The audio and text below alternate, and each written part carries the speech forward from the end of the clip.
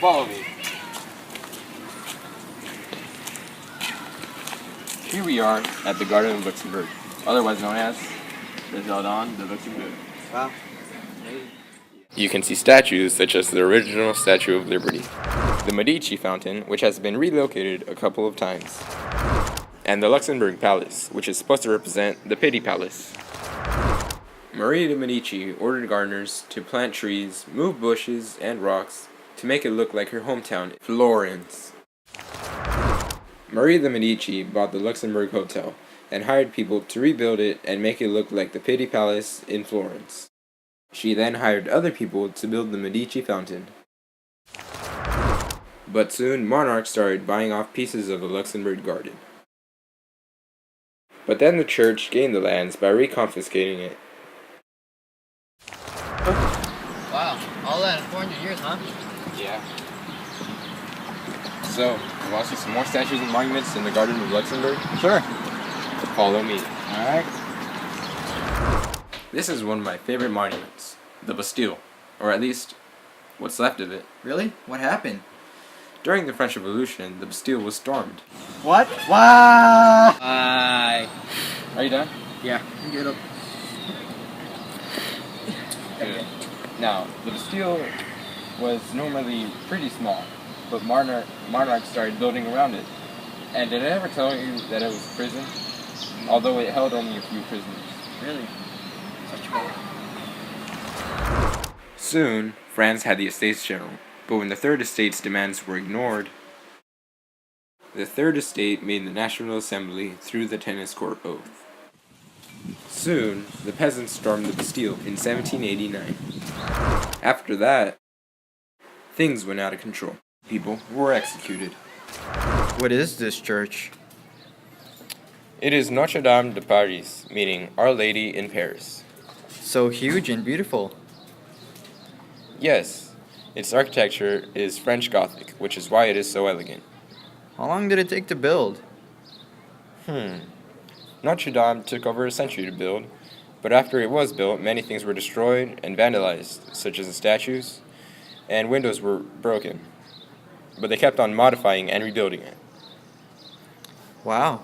I wish I was here before when it was first opened. Before it got vandalized and destroyed.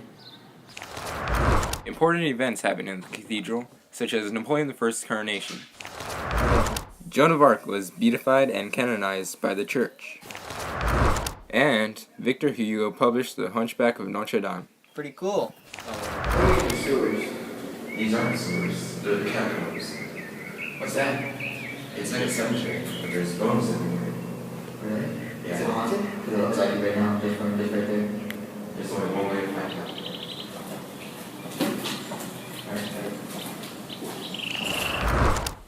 Where are we going? Waterloo, Why? because it's where Napoleon had his last battle. Who's Napoleon? Only the greatest leader in France. Why is it so special? Well, let's just say his kind of people were short in supply. Anyway, Napoleon gave hope to the French people. It was like a homeless man winning the lottery. He then expanded France and became a major threat to Europe. After Napoleon gained power through the coup d'etat, he became known as Emperor Napoleon I. Soon after Napoleon's huge failure in trying to capture Russia, he then lost his reign and was sent away to the island of Elba. Napoleon then returned and tried to gain power once more.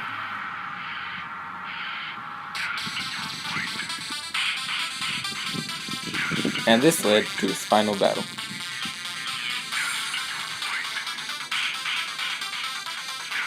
Did he win the battle? No, and he was exiled to the island of St. Helena.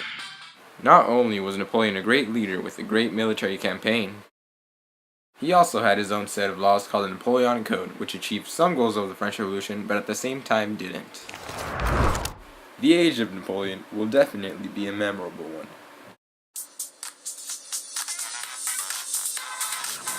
Now this is one of my favorite monuments, the Bastille, or at least what's left of it. Really? What happened to it? Sorry. Now this is one of my favorite monuments, the Bastille, or at least what's left of it. Really? What happened? It was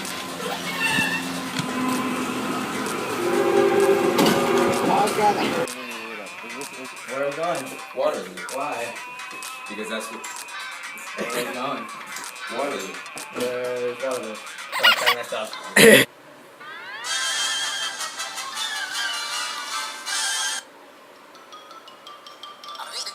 That's all, folks.